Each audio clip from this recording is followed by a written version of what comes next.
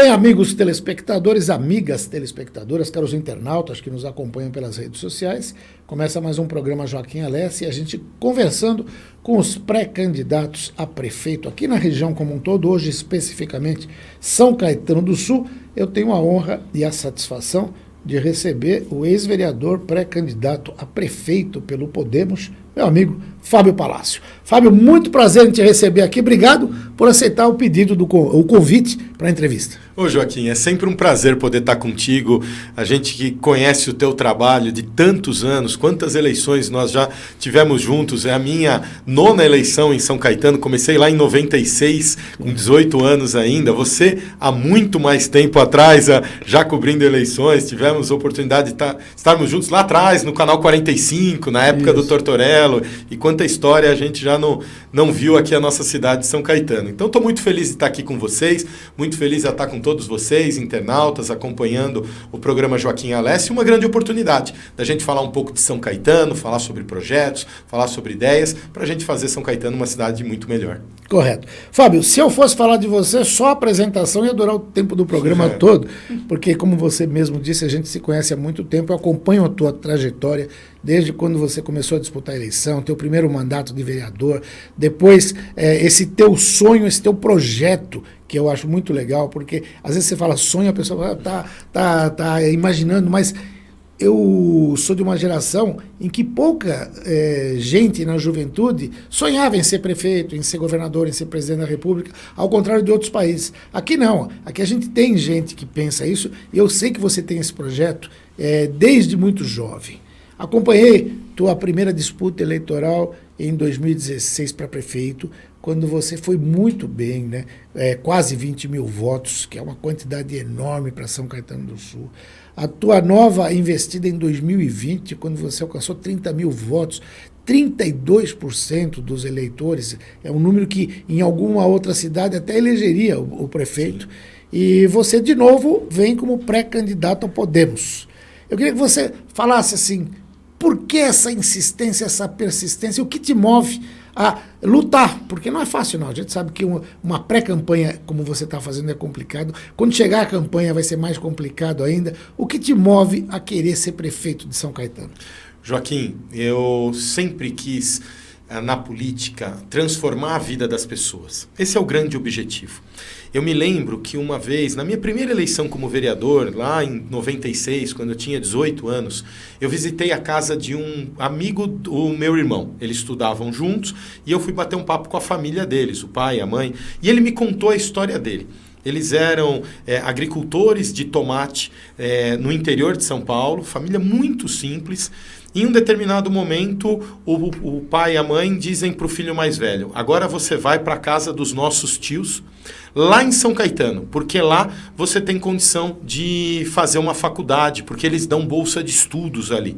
E ele foi morar na casa dos tios em São Caetano e teve uma bolsa na Engenharia Mauá, que até hoje tem algumas bolsas lá por conta do terreno que é da prefeitura. E ele fez a faculdade de engenharia, conseguiu um bom estágio, que conseguiu um bom emprego, que foi formando os filhos. Hoje um filho é engenheiro, a outra filha é juíza e o último filho mais novo voltou para o interior para cuidar da propriedade da família e transformou aquilo lá numa grande propriedade rural de tomates. E ele diz o seguinte: toda a história da minha família foi transformada através da oportunidade que eu tive de ter uma bolsa de estudos. E aquela bolsa de estudos mudou a realidade da minha família dali para frente. E aí você vê o quão é importante ter um poder público que entregue de verdade mudança de vida, mudança de realidade. Nós tínhamos na época do Tortorello milhares de jovens que faziam faculdade, buscavam o seu diploma, o seu ensino superior através de uma bolsa de estudo. E hoje a gente tem menos de 200 jovens, 87 na USCS e 89 na Engenharia Mauá, que têm acesso a uma bolsa de estudo no ensino superior. É por isso que eu quero ser prefeito, é por isso que eu lanço a minha pré-candidatura, para que a gente possa devolver de novo essa esperança aos moradores da cidade de ter no poder público, na prefeitura, a sua condição de vida modificada, a sua condição de vida melhorada, para que eles possam ter um futuro ainda melhor. Legal. Quando você fala dessa questão da educação, das bolsas, inclusive esse número para mim é interessante, porque eu não tenho acesso a esse número, e tenho quase que certeza que a grande maioria das pessoas que está nos vendo aí não tem acesso a esse número. A gente tem outros indicadores que são importantes. Primeiro, as pessoas têm o hábito de falar São Caetano é uma cidade rica.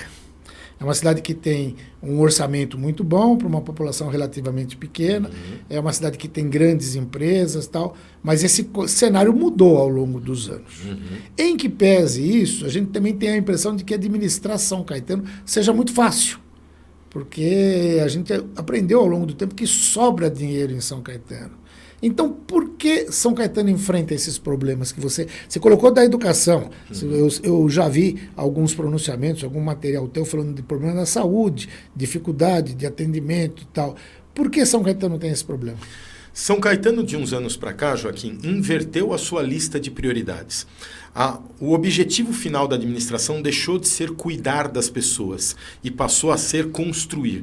É concreto em troca de pessoas. Então você vê grandes obras na cidade. É reforma do viaduto, é calçada, é ciclovia, é asfalto. A gente vê muita coisa sendo construída e, na verdade, a vida das pessoas não melhora com isso. Vou te dar um exemplo na área da saúde. Ficamos 6 anos aguardando uma promessa de campanha que era a construção do Atende Fácil Saúde. O Atende Fácil Saúde ficou pronto. E hoje a saúde está mais complicada, com muito mais tempo de espera do que estava antes do Atende Fácil Saúde. Isso é só uma prova, um exemplo de que a construção de equipamentos não resolve o problema. O que falta é gestão. Nós precisamos cuidar da saúde com um olhar nas pessoas. Não há necessidade de se construir como a gente tem visto. É uma UBS atrás da outra, é um monte de centro de especialidade, é Prontocard, Atende Fácil, é expansão do hospital, e a saúde está cada vez pior. Quando o governo lança a mão de fazer um multirão, faltando 6 meses para acabar um mandato, o multirão é um grande atestado de incompetência. Porque é um reconhecimento da prefeitura que o sistema de saúde da prefeitura não é capaz de suportar a demanda. E aí eu preciso fazer um multirão para fazer atendimentos rápidos, com qualidade duvidosa, só para poder tentar zerar filas que se acumulam mês a mês. O que falta em São Caetano é gestão. Se eu tenho uma gestão eficiente, a gente passa a ter um sistema de saúde eficiente, já que é uma cidade, como você mesmo disse, que não falta recursos. Nós somos uma das cidades mais ricas do nosso Brasil.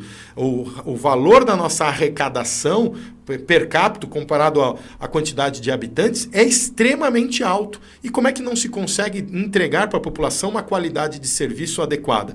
Não há justificativa para você ficar tantas horas num pronto-socorro até receber o primeiro atendimento, a ficar meses na espera de um especialista, depois de uma consulta, depois mais meses para poder retornar para um especialista, quando não você retorna e o seu exame já venceu. Com muito menos propaganda, você pega Santo André, que tem o AME, o Ambulatório Médico de Especialidades, onde o paciente chega, o morador chega, faz a consulta no especialista, já faz o exame no mesmo lugar, no mesmo dia, e retorna com o especialista já para receber o seu encaminhamento de tratamento. E quando não, ações simples, como uma infiltração, é feito na hora.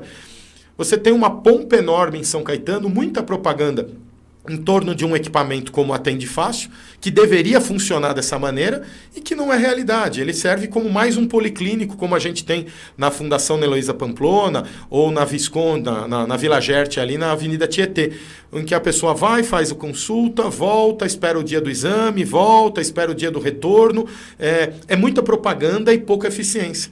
Um Atende Fácil Saúde não tem um aparelho de raio-x, por exemplo. Então, se desconstruiu o serviço de saúde da cidade e a gente não vê aquilo que nós esperávamos de São Caetano acontecer. Legal. Agora, óbvio, o jornalista tem que fazer o papel do questionador, vou fazer um papel do advogado do diabo. Como você explica, por exemplo, esses problemas todos que você colocou, e a gente tem um prefeito eleito 4 vezes. A gente conversava até um pouco antes de começar a entrevista, e aqui o programa é transparente, a gente conta até os bastidores, claro.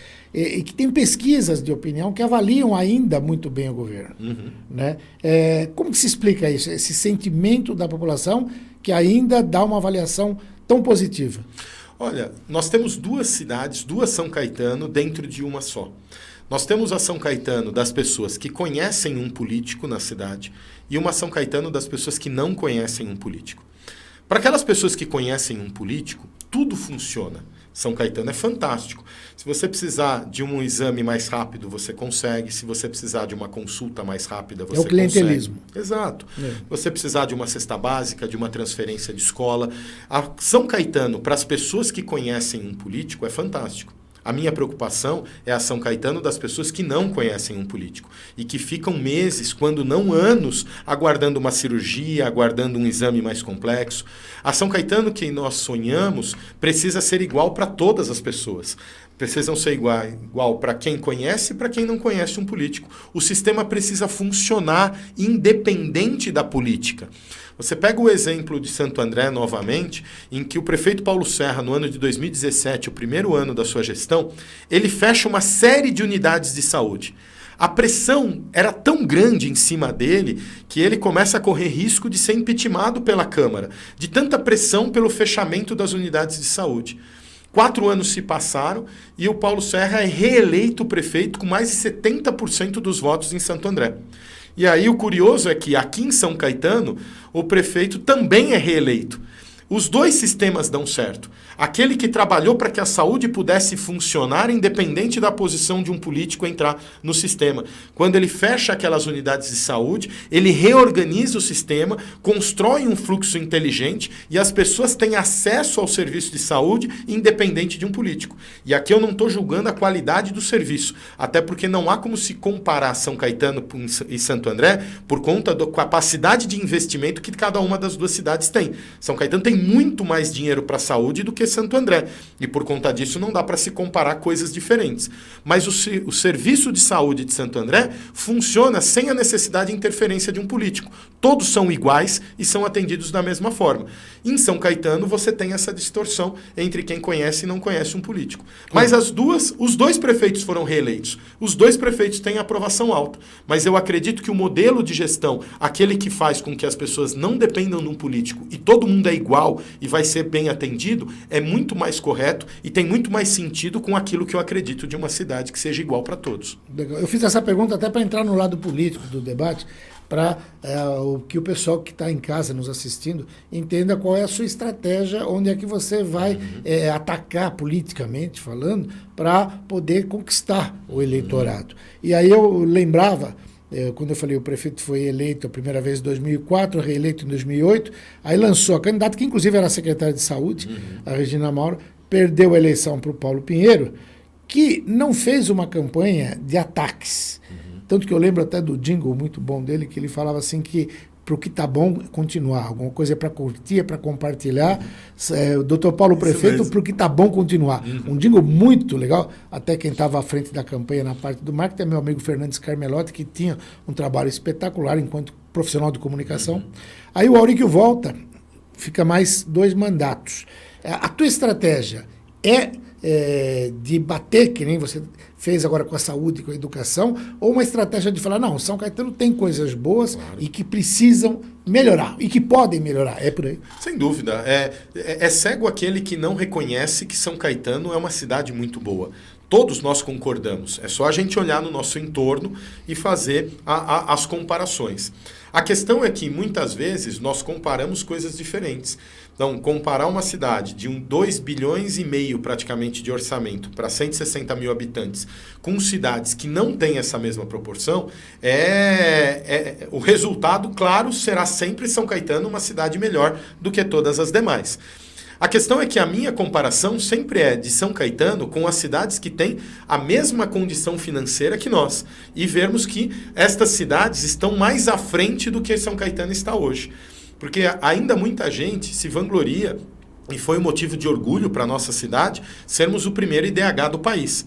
Com a ressalva de que o último IDH que foi medido foi em 2010. É um índice medido de 10 em 10 anos que por conta da pandemia não foi medido em 2020 e foi descontinuado. Portanto, os números que nós temos são de 15 anos atrás.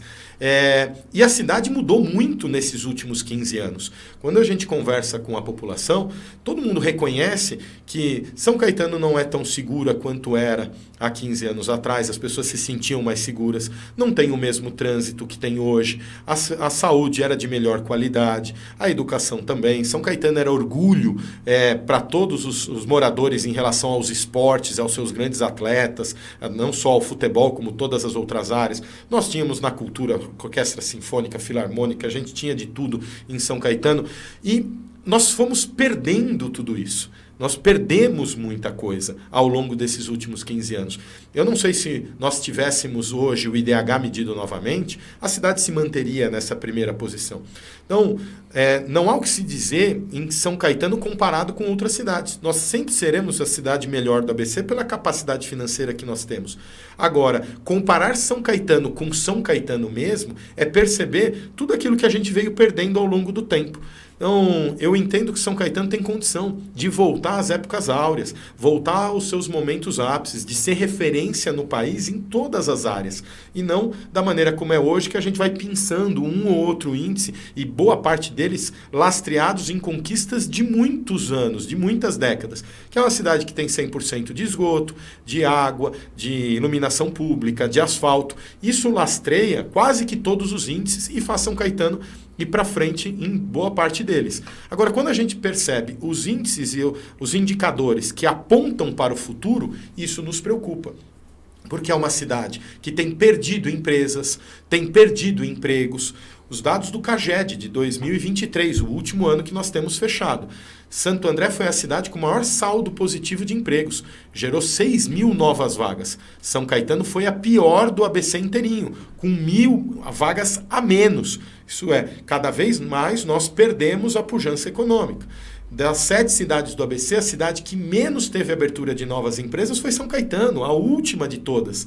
Então você vai percebendo que São Caetano vai perdendo a sua pujança econômica. É só ir ao centro da cidade e ver. A gente tem uma calçada nova, linda, maravilhosa, e o centro está vazio, com as portas fechando, porque não há gente para consumir, as empresas indo embora. Então, elas são decorrentes de vários aspectos. Nós temos uma taxa de lixo alta que tira a competitividade de São Caetano em relação a outras cidades. A gente tem um IPTU muito alto. A gente tem ISS no teto em atividades que são extremamente estratégicas para São Caetano, como exemplo, o trabalho com estacionamentos. Quem não consegue parar carro não compra no comércio. Existe até uma máxima no mundo que é no parking, no business. Sim. Sem estacionamento, sem negócios. São Caetano taxa no limite o ISS a 5% na alíquota máxima e impede que se gere novos estacionamentos na cidade. Isso atravanca o nosso comércio. Então tudo isso vai gerando dificuldade para se empreender em São Caetano. Quanto menos empresas, menos empregos, menos poder aquisitivo, vai fazendo com que as pessoas passem a depender cada vez mais da prefeitura.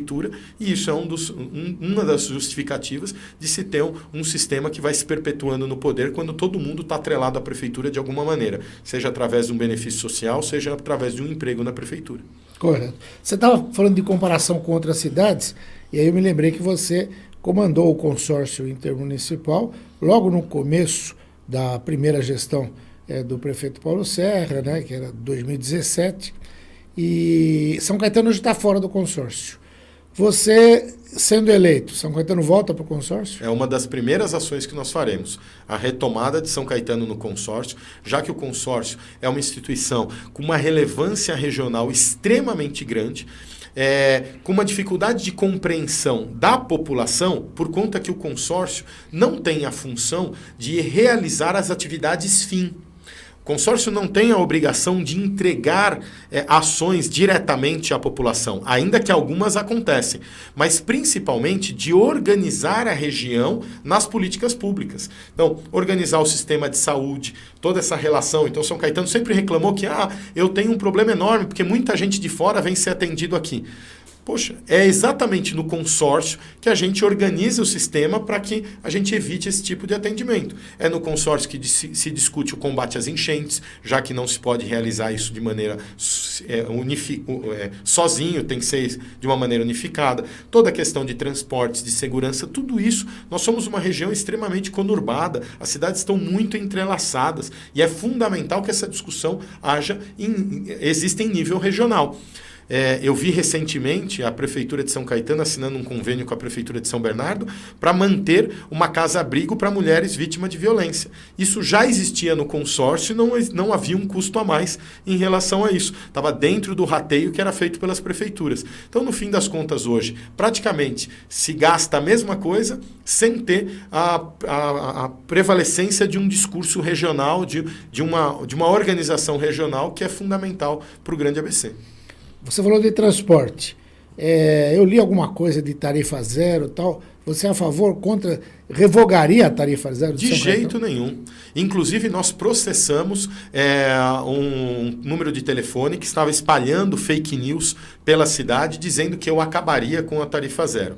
Não vou acabar com a tarifa zero. Eu entendo que o sistema carece ajustes, ele precisa de ajustes. Hoje, o custo da tarifa zero é extremamente elevado para a cidade. A gente foi orçado em 30 milhões, já está em 35, parece que vai chegar em 38, e ninguém duvida que possa chegar em 40 milhões até o final do ano.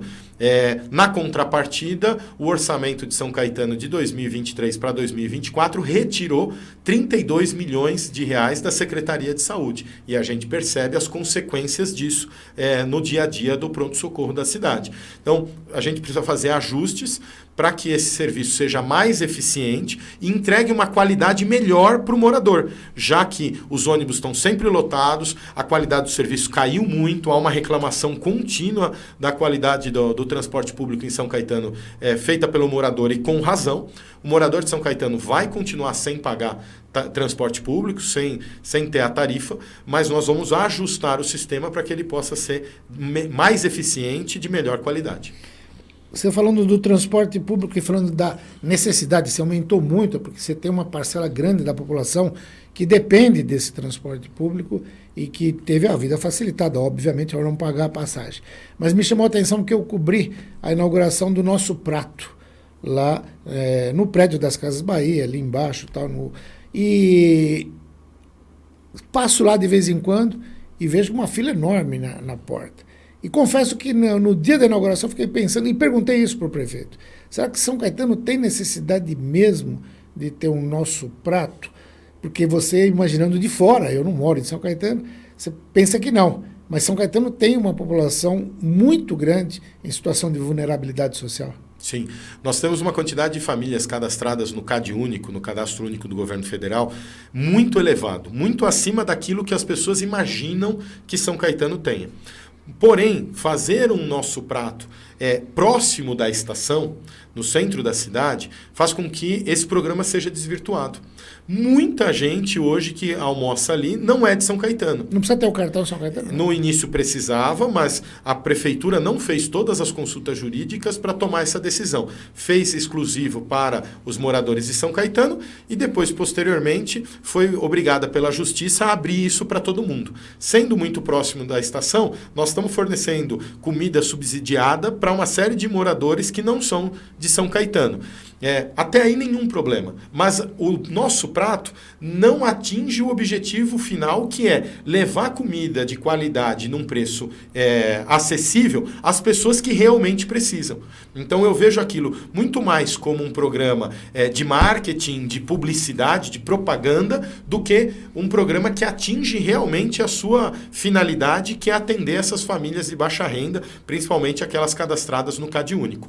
Nós não fecharemos o Bom Prato, o Nosso Prato, mas nós vamos reorganizá-los de uma maneira que a gente chegue com esse alimento nessas famílias que realmente precisam e de uma maneira que o Nosso Prato não concorra com os restaurantes ali do centro. Porque ao mesmo tempo que ele inaugura um programa municipal de alimentação, ele quebra boa parte dos restaurantes do centro que tem ali aquele prato executivo, prato do dia, uma comida mais em conta, daquelas famílias que vivem das 20, 30 refeições que vendem por dia na hora do almoço e que hoje passam por uma dificuldade enorme pela concorrência que isso gera.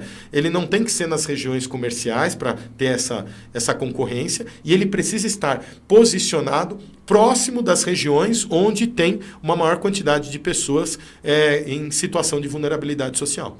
E para resolver, ou pelo menos minimizar esse drama da população em vulnerabilidade social, a gente sabe que a saída mesmo é o emprego. Uhum. E você já citou isso, já falou da dificuldade de empresas saindo e tal, mas a gente sabe que esse quadro é bastante complexo, porque você tem hoje também uma questão da tecnologia, que foi exigindo cada vez menos mão de obra em determinadas empresas, a mudança da qualidade do emprego.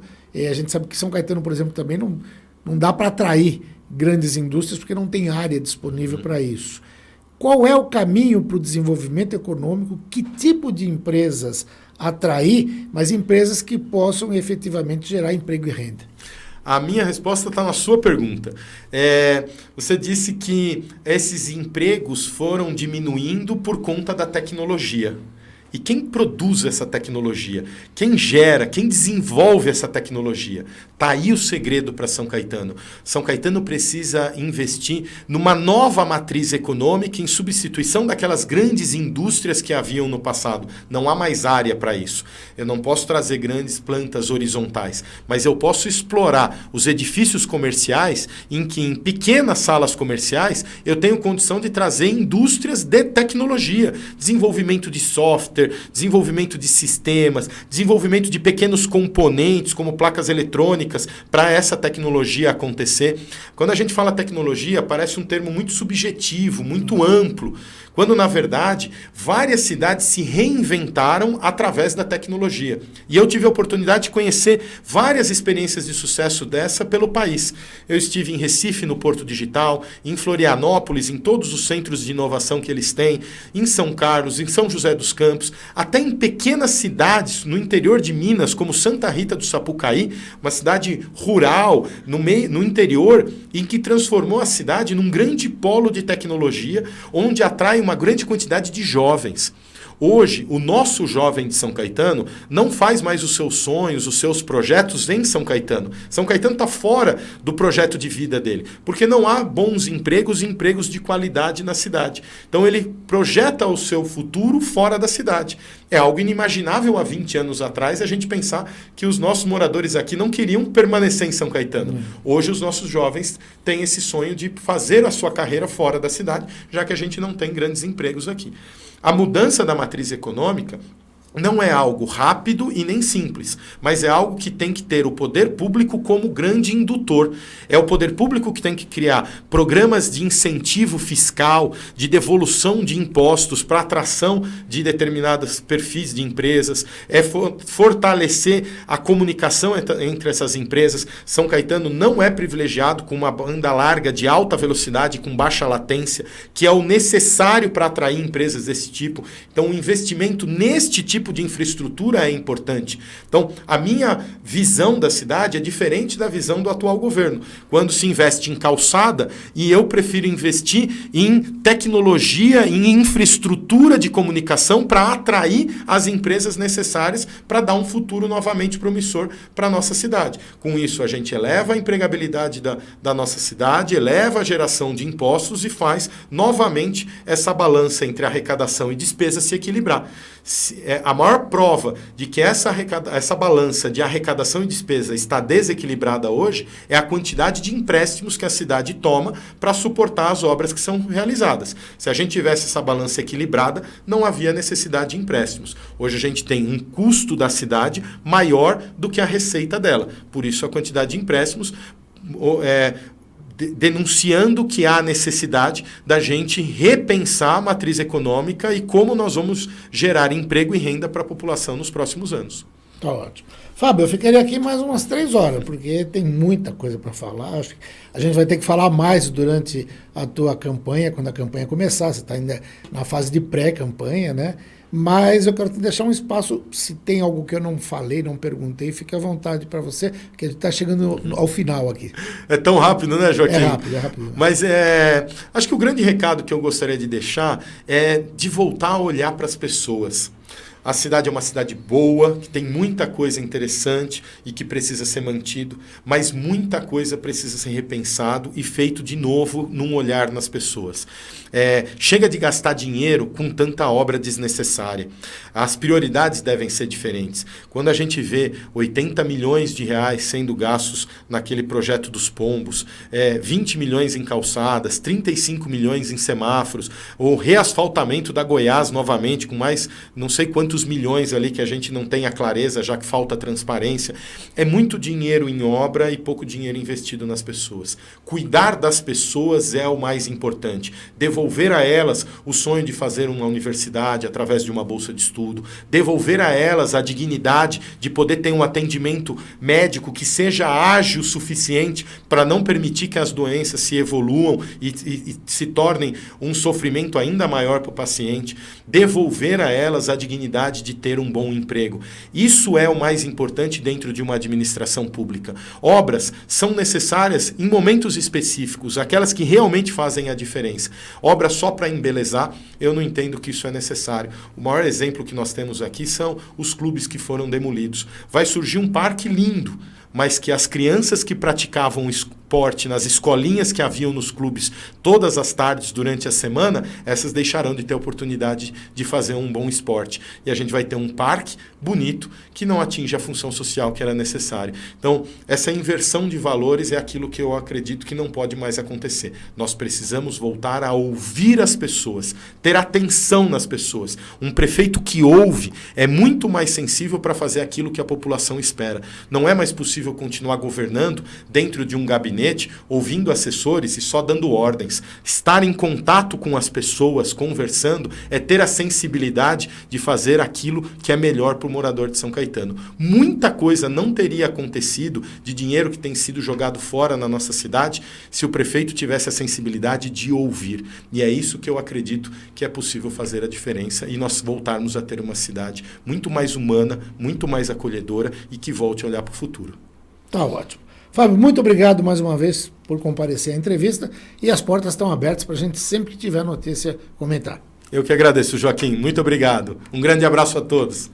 Fábio Palácio, pré-candidato a prefeito de São Caetano do Sul pelo Podemos, conversou com você.